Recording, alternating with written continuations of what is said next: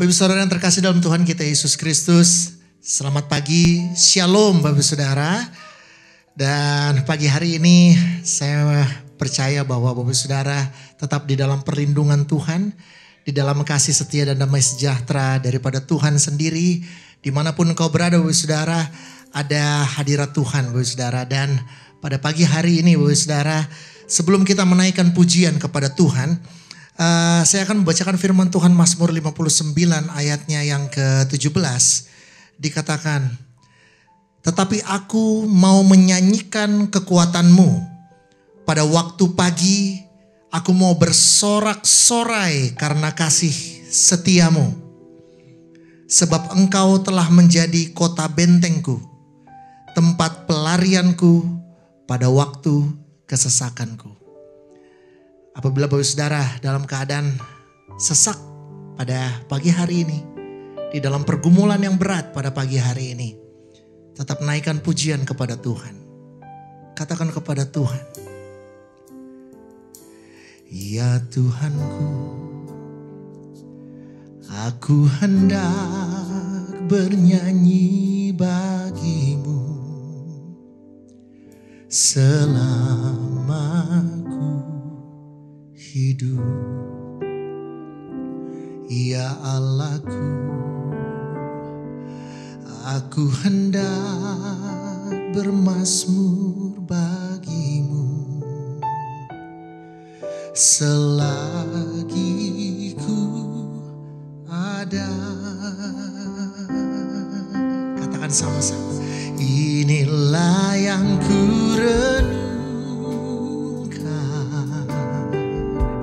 setiap waktu,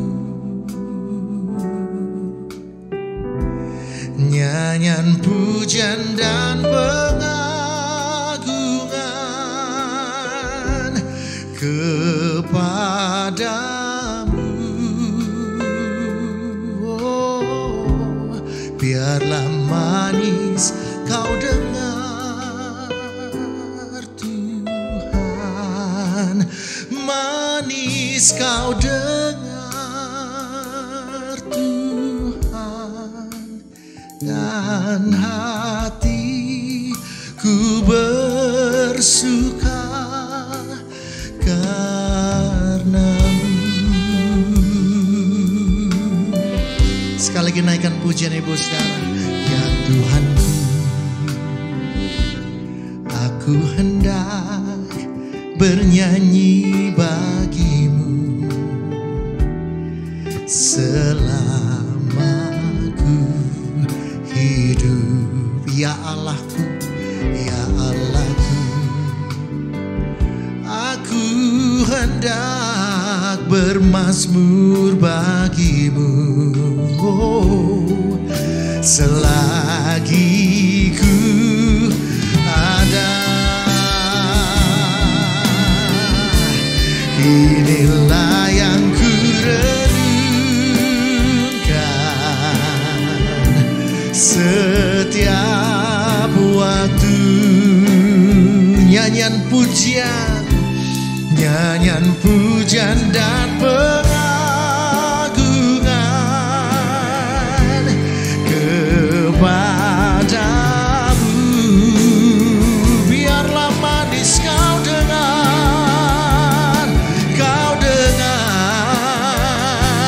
Tuhan, manis kau dengar Tuhan, dan hatiku bersuka karenamu. Sekali lagi dengan segenap hatimu, inilah yang ku renungkan setiap waktu, nyanyian pujian dan pengagungan kepadamu. Oh, biarlah manis kau dengar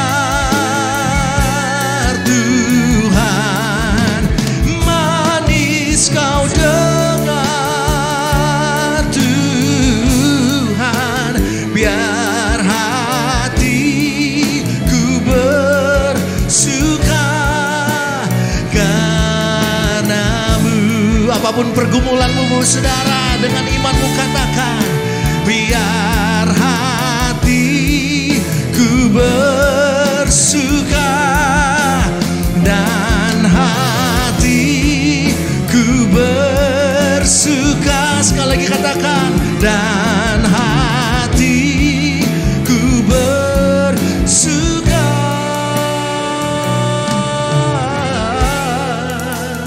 karenamu.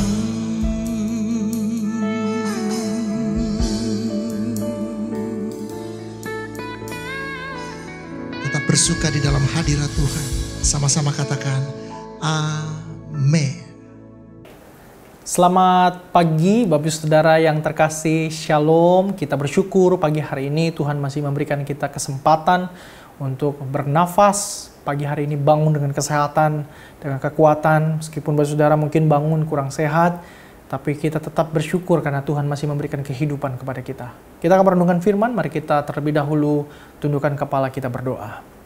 Bapa, kami bersyukur sebab Engkau masih memberikan kami, mempercayakan kami kehidupan. Kami sadar pagi hari ini waktu kami bangun bahwa kalau kami masih hidup, pasti Tuhan masih punya rencana atas kehidupan kami. Tuhan mau pakai kami untuk mengerjakan sesuatu di tengah-tengah dunia ini. Biarlah firman yang akan kami baca, doa yang kami naikkan menjadi sebuah gasoline, menjadi sebuah bahan bakar buat kami untuk kami mengerjakan panggilan kami hari ini lagi. Kuatkan kami dan tolong kami supaya kami mengerti firman, mengerjakan firman Tuhan hari ini. Demi Kristus Yesus kami berdoa bersyukur padamu. Amin. Bapak Saudara yang terkasih, saya ingin mengajak Saudara membaca satu ayat saja di dalam Alkitab yang cukup terkenal dari 1 Korintus pasal yang keempat ayat yang ke-16. 1 Korintus pasal yang keempat ayat yang ke-16. Saya bacakan buat Bapak Saudara sekalian.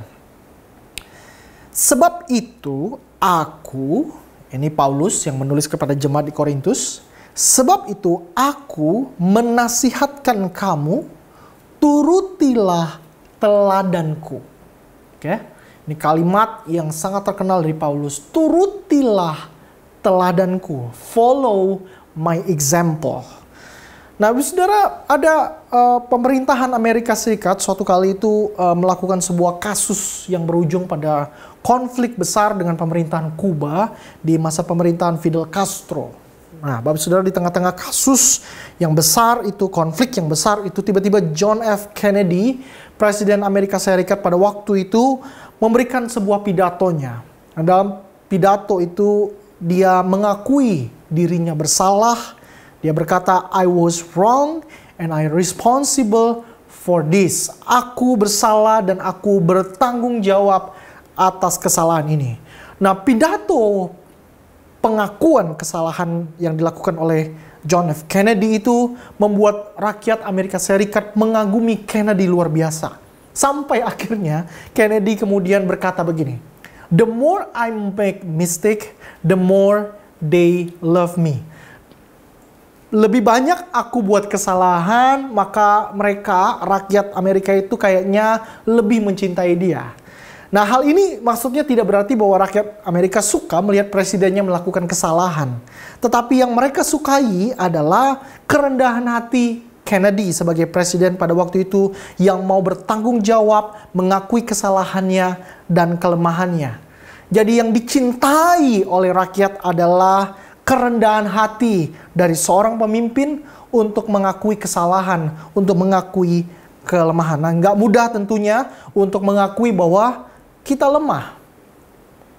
Dan mengakui kelemahan, ketidaksempurnaan, itu juga tidak mudah bagi jemaat di Korintus, Bapak Saudara. Ya, teks yang kita baca tadi, 1 Korintus pasal 4, secara khusus perikop mulai dari ayat yang ke-6, itu berbicara tentang ada perselisihan, ada konflik di tengah-tengah jemaat di Korintus. Mereka suka berkompetisi, mereka suka mendapatkan pujian, mereka suka berlomba-lomba, mereka suka mempertontonkan kelebihan mereka, mereka suka menunjukkan bahwa diri mereka lebih unggul daripada golongan yang lain. Itu sebabnya mereka berkata, ya, aku ini golongan Kefas, golongan Apolos, golongan Paulus dan sebagainya. Jadi Mereka itu berlomba-lomba untuk mempertontonkan kelebihan mereka, menunjukkan bahwa orang lain lebih rendah, lebih kurang, lebih lemah dari mereka. Mereka merasa diri lebih dan orang lain kurang. Akhirnya mereka saling menghakimi. Nah, di tengah-tengah kondisi inilah Paulus berkata begini, turutilah teladanku. Ya. Jadi di tengah-tengah jemaat yang saling berkompetisi, saling merasa diri lebih benar daripada yang lainnya, Paulus kemudian berteriak kepada mereka, turutilah teladanku. Nah, pertanyaannya adalah apa maksudnya? Apakah perkataan Paulus turutilah teladanku adalah sebuah perkataan yang di satu sisi dapat diterjemahkan, ditafsirkan sebagai sebuah tindakan yang arogan atau sombong, ya? Sama seperti bilang begini, saya berkata kepada Bapak Ibu, contohlah saya, tirulah saya, ya. Kalau saya berkata begitu, mungkin Bapak Ibu akan mengernyitkan kening dan kemudian berkata dalam hati, siapa lu Jeffrey, ya? Bapak Ibu yang lebih senior akan berkata, kami ini makan asam garam lebih banyak dari kamu makan nasi. Ya, siapa kamu bisa berkata, kamu harus menuruti aku, menuruti kamu, ya. Jadi di satu sisi perkataan turutilah teladanku, follow my example, itu bisa disalahartikan dan bisa dianggap bahwa ini sebuah perkataan yang sombong. Tetapi kita harus bertanya, mengapa Paulus mengatakan kalimat ini? Apakah karena dia benar-benar sudah merasa diri sempurna? Apakah dia tidak pernah melakukan kesalahan? Atau dia adalah seorang yang sombong dan suka membanggakan diri sendiri? Pantaskah seorang misionaris yang kita kenal baik, seorang pendiri gereja yang gigih, seorang gembala yang tulus, dan seorang pelayan yang rela berkorban memiliki sifat seperti ini? Jawabannya enggak, Bapak Saudara. Nah, bagaimana kita tahu? Sebab di ayat sebelumnya, sebelum dia mengatakan turutilah teladanku, di pasal 4, ayat 4, Paulus itu menjelaskan salah satu hal penting yang harus diteladani dari dirinya.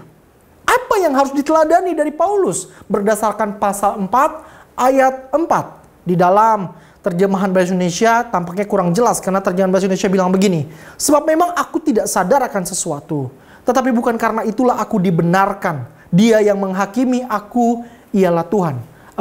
Kurang terasa begitu jelas terjemahan ini. Tetapi dalam terjemahan, salah satu terjemahan bahasa Inggris, New Living Translation, menerjemahkan begini, Bapak Saudara. My conscience is clear, but that doesn't prove I am right. It is the Lord Himself who will examine me and decide. Kesadaran diriku, hati nuraniku, jelas. Tetapi itu tidak membuktikan bahwa aku benar. Tuhan sendirilah yang akan memeriksa diriku dan memutuskan apakah aku benar atau tidak. Atau singkatnya dengan kata lain begini, Paulus itu ingin berkata, Paulus itu tidak berkata, akulah yang paling benar, maka turutilah teladanku. Akulah yang paling sempurna, maka teladanilah aku. Paulus tidak berkata begitu. Paulus justru berkata sebaliknya, aku mungkin salah. Aku mungkin bisa salah. Aku mungkin melakukan kesalahan. Aku mungkin punya kelemahan. Ya. Kesadaran diriku jelas. Prinsipku jelas. Tapi semua itu tidak membuktikan bahwa aku itu tidak punya kesalahan. Tidak begitu. Aku mungkin salah. Jadi apa yang harus diteladani, yang harus dituruti dari diri Paulus? Jawabannya sederhana berdasarkan ini. Yang patut dituruti dari teladan Paulus adalah kerendahan hatinya yang memampukan dia melihat dirinya sendiri dalam takaran yang pas. Saya ulangi. Yang harus kita contoh dan teladani dari Paulus, bahkan yang Paulus sendiri katakan, turutilah teladanku, itu apa? Yaitu kerendahan hati Paulus yang memampukan dia melihat dirinya sendiri dalam takaran yang pas. Paulus itu seorang rasul yang punya kepercayaan diri yang baik. Ya, dan dia memiliki pemahaman kesadaran yang jelas. Dia seorang yang pandai luar biasa. Ia tahu betul apa yang dia imani, apa yang dia percayai, apa yang menjadi prinsipnya. Tetapi dia berkata, I could be wrong. Aku mungkin bisa salah. I am not perfect, kata Paulus. I'm not perfect. So, follow my example. Tentu kedua kalimat ini berkontradiksi. I'm not perfect. Follow my example. Seharusnya I am perfect, so you can follow my example. Tetapi yang Paulus ingin maksudkan adalah begini. Kita itu bukan meneladani ketidaksempurnaan Paulus. Tetapi yang kita teladani adalah cara dia melihat dirinya sendiri sebagai seorang yang tidak sempurna, meskipun kita tahu Paulus itu seorang pelayan Tuhan yang luar biasa. Hal ini penting sekali disampaikan kepada jemaat di Korintus dan kepada kita semua. Karena jemaat di Korintus adalah jemaat yang hidup di kota, ya, yang adalah koloni Romawi, kota perdagangan. Secara ekonomi mereka berkelimpahan, secara intelektual mereka orang-orang pintar. Terdapat kaum elit Romawi di sana. Jemaat ini hidup di tengah-tengah masyarakat yang memiliki kebanggaan diri yang berlebihan. Merasa diri paling benar, paling rohani, paling pintar, paling bertalenta. Itulah sebabnya terjadi perbantahan hebat, konflik hebat. Sebab karakter masyarakat kota Korintus itu dibawa masuk ke dalam gereja. Itulah sebabnya Paulus berkata, follow my example. Turutilah kerendahan hatiku. Turutilah teladanku, yaitu teladan kerendah hatian. Teladanku di mana aku berani mengakui bahwa aku punya kelemahan dan aku bisa salah. Meskipun aku tahu prinsipku jelas. Kalimat Paulus ini yang saya katakan tadi bukanlah pengakuan minder atau rendah diri, bukan. Tapi sebuah kalimat yang tidak memberikan takaran terlalu tinggi terhadap diri sendiri. I could be wrong. Aku mungkin dapat salah. Saya pikir kalau kita belajar untuk berkata kalimat ini, merasa kita tidak memposisikan diri kita sebagai yang paling benar, paling hebat, paling pintar, paling bertalenta, maka saya pikir ada banyak relasi di dalam hidup kita yang dapat kita beresan. Bukankah ada banyak relasi, mungkin antara teman, pelayanan, mungkin antara di dalam pekerjaan, relasi dalam pekerjaan, atau mungkin bahkan di dalam keluarga kita. Itu kita temukan banyak konflik. Sebab apa? Sebab masing-masing kita mempertahankan ego kita. Masing-masing kita berpikir bahwa opini kita yang paling benar. Sehingga kurang bisa mendengarkan orang lain. Pengakuan, I could be wrong. Aku dapat salah. Itu membentuk kita menjadi orang yang memiliki dua karakter paling enggak, Bapak Saudara. Yang pertama, kita akan menjadi orang yang less judgmental. Sedikit menghakimi. Ya. Sebab jika tidak, ya, kita itu terjebak ke dalam kebanggaan diri yang berlebihan. Kita akan terjebak ke dalam kesombongan rohani. Dan kita pada akhirnya bisa melihat orang lebih rendah daripada kita. Kita akan mudah menghakimi orang lain. Maka pengakuan bahwa aku ini seorang yang punya kelemahan dan bisa salah, membuat kita menjadi orang yang less judgmental. Membuat kita menjadi orang yang gak mudah menghakimi orang lain. Sebab kita tahu kita punya kelemahan, kita punya kegagalan, kita bisa salah. Dan yang kedua karakternya adalah kita menjadi orang yang more graceful. Kita tahu bahwa kita tidak sempurna, kita bisa salah, maka kita melihat saudara kita yang berbuat salah, kita akan memberikan mereka anugerah. Sebab kita pun adalah seorang yang dianugerahi. Anugerah itu artinya adalah sebuah ruang di mana kita memberikan tempat bagi orang lain untuk melakukan kesalahan. Nah, saya ingin menutup dengan sebuah cerita, saudara. Ada seorang anak muda. Anak muda ini very smart, punya cita-cita yang sangat tinggi sekali. Namun karena satu pergaulan, kemudian dia suka menghabiskan waktu di bar dan kemudian mabuk-mabukan. Sampai suatu hari dia pulang ke rumah dalam kondisi yang mabuk parah dan muntah-muntah. Orang tuanya tentu sedih melihat itu. Tetapi orang tuanya mengasihi anak ini. Saudara tahu apa? Ketika dia malam pulang dalam kondisi mabuk, muntah-muntah, tidak sadarkan diri, orang tuanya membersihkan muntahnya.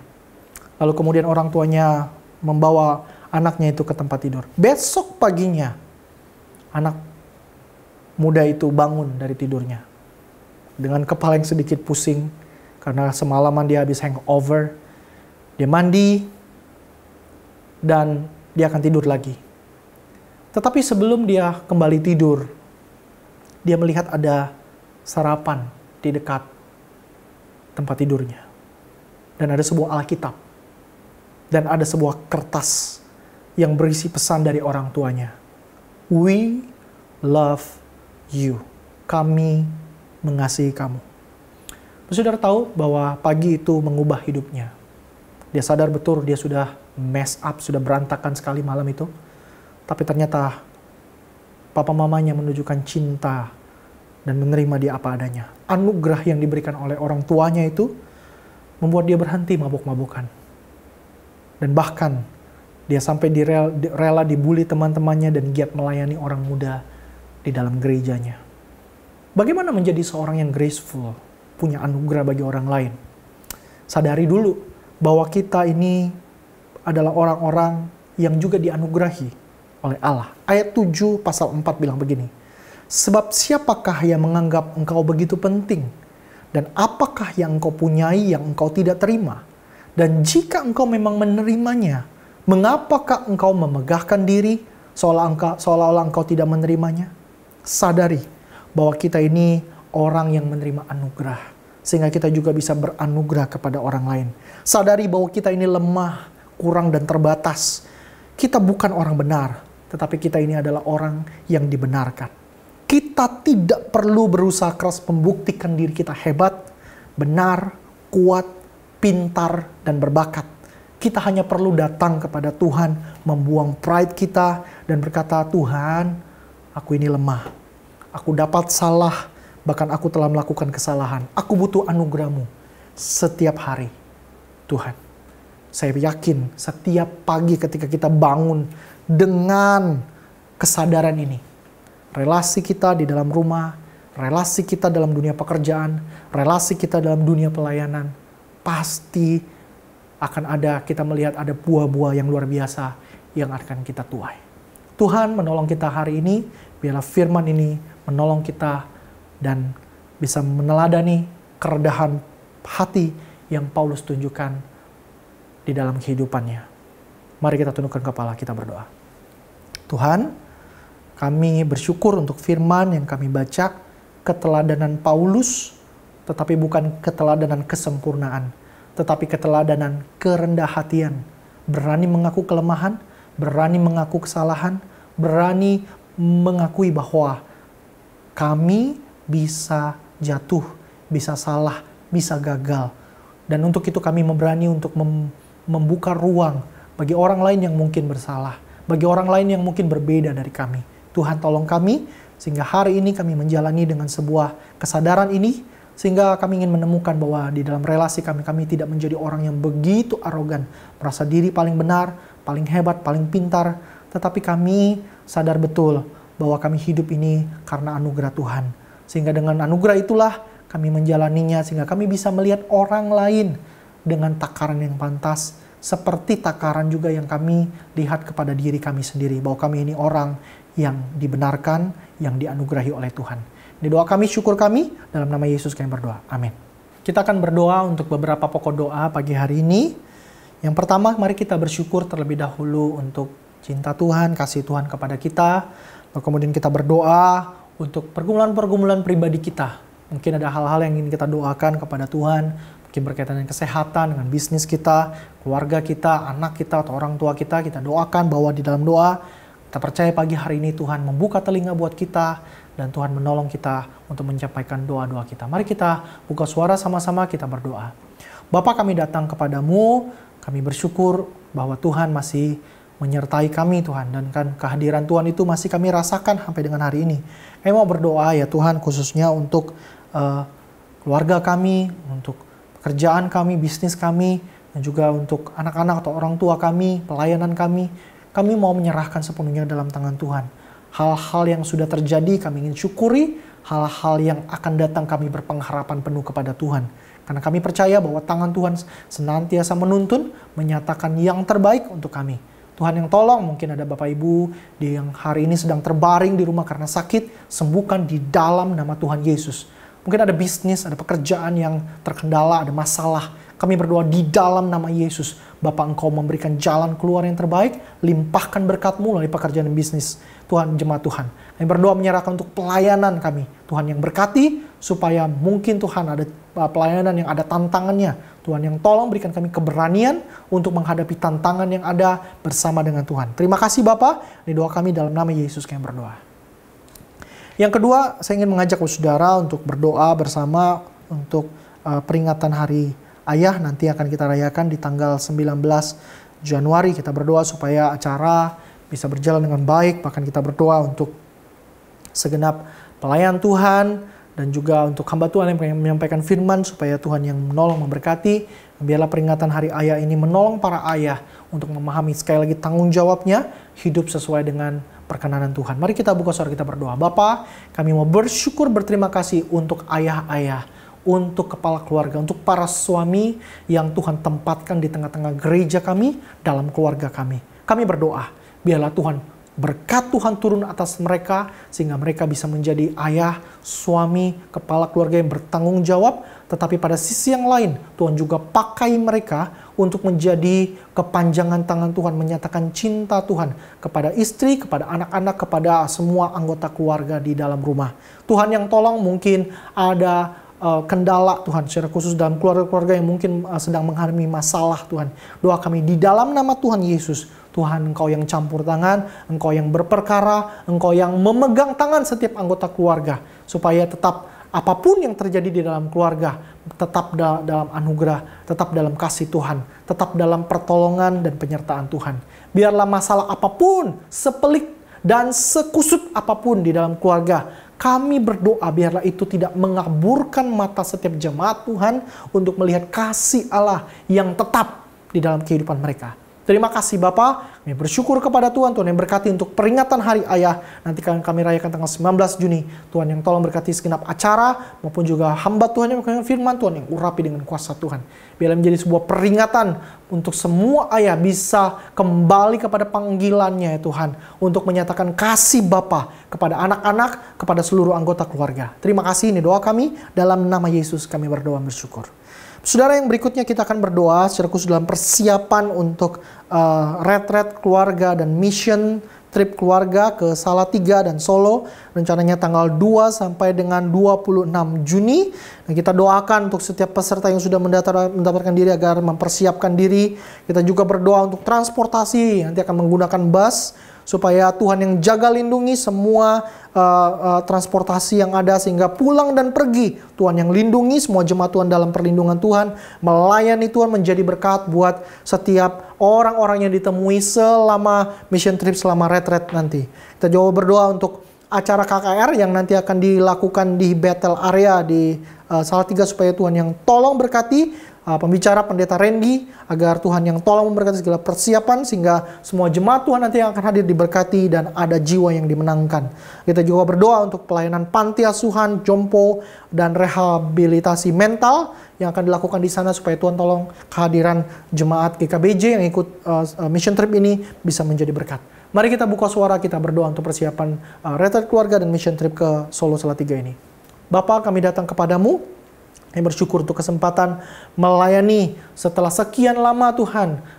Karena pandemi kami tidak bisa melakukan retret dan mission trip. Kali ini kami diberikan kesempatan sekali lagi. Biarlah Tuhan Engkau yang menolong kami supaya kami bisa melayani dari hati kami Tuhan. Melihat ini sebagai sebuah kesempatan besar untuk kami menyatakan cinta kasih kepada orang-orang yang kekurangan. Orang-orang yang membutuhkan akan kasih Tuhan.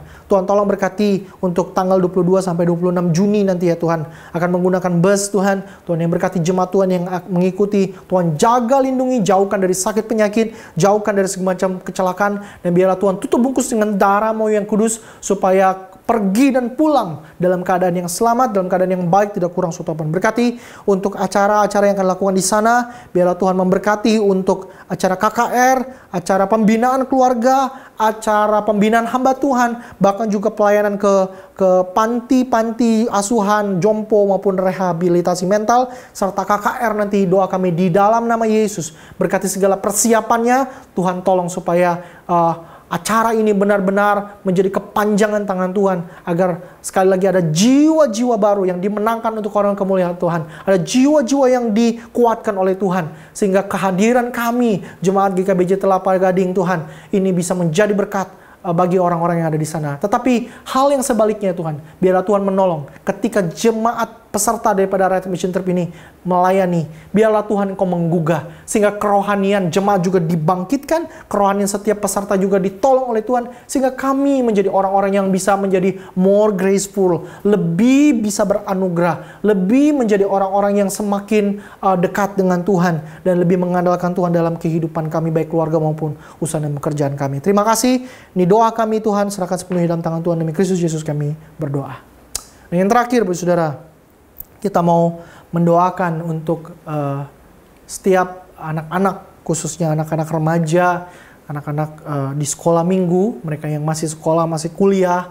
Kita doakan setelah pandemi mereka harus melakukan sekolah atau kuliah online. Sekarang mereka sudah hampir 100% kembali kepada sekolah secara offline, kuliah secara offline.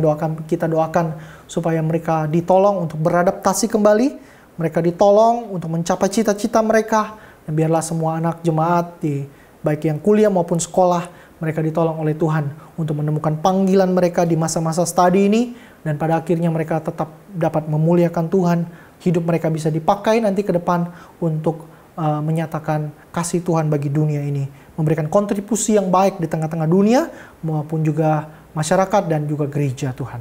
Mari kita buka suara, kita berdoa. Bapa, kami berdoa menyerahkan untuk anak-anak sekolah dan kuliah, anak-anak sekolah minggu maupun anak-anak remaja di gereja kami. Mau baik mereka yang sekolah di Indonesia, mereka yang kuliah di luar negeri juga, doa kami, Bapa, Engkau yang memberkati mereka. Biarlah di masa-masa studi ini mereka ditolong oleh Tuhan. Secara khusus ketika mereka beradaptasi dari masa studi secara online ke offline, Tuhan tolong mampukan mereka bisa beradaptasi dengan baik. Tolong mereka supaya di masa studi ini mereka menemukan panggilan hidup mereka yang dari Tuhan, sehingga mereka sadar betul hidup mereka ada purpose-nya, bahwa kehidupan yang Tuhan berikan ini ada meaning-nya, sehingga mereka menjalani kehidupan ini mengejar meaning itu, bahkan berkontribusi bagi gereja Tuhan, bagi masyarakat, dan juga bagi dunia. Tuhan pakai mereka menjadi generasi-generasi yang akan membawa bangsa kami menjadi lebih baik lagi, gereja kami semakin bertumbuh di dalam Tuhan, Tuhan yang pakai mereka. Terima kasih Tuhan. Kami menyerahkan untuk kami semua yang mempersiapkan diri untuk kami beribadah di hari Minggu besok. Doa kami supaya Tuhan berkati semua pelayan Tuhan yang sedang mempersiapkan diri untuk melayani Tuhan besok, baik di ibadah umum, di ibadah Teen Disciples, maupun juga di sekolah minggu, Salt and Light, dan di semua pelayanan-pelayanan yang ada di gereja kami. Doa kami Tuhan memberkati, sehingga ketika mereka melayani di penghujung minggu ini ya Tuhan, mereka tidak hanya sekedar melayani Tuhan, melayani sesama, tetapi jiwa mereka, kerohanian mereka juga dibangkitkan, dibuat bertumbuh dari minggu ke minggu, sehingga mereka menjadi pribadi-pribadi yang mencintai Tuhan, yang mencintai sesama, mencintai keluarga, mencintai orang-orang yang terhilang untuk kemuliaan bagi nama Tuhan. Kami akan melanjutkan aktivitas kami sepanjang hari ini. Tangan Tuhan yang pegang kami, dan biarlah berkat yang daripada Allah Bapa, dari Kristus Yesus, dari Roh Kudus itu turun atas kami, menyertai kami sepanjang hari ini, bahkan sampai Kristus datang kembali. Dalam nama Yesus kami berdoa bersyukur. Amin. Selamat pagi saudara, selamat beraktivitas, Tuhan Yesus memberkati.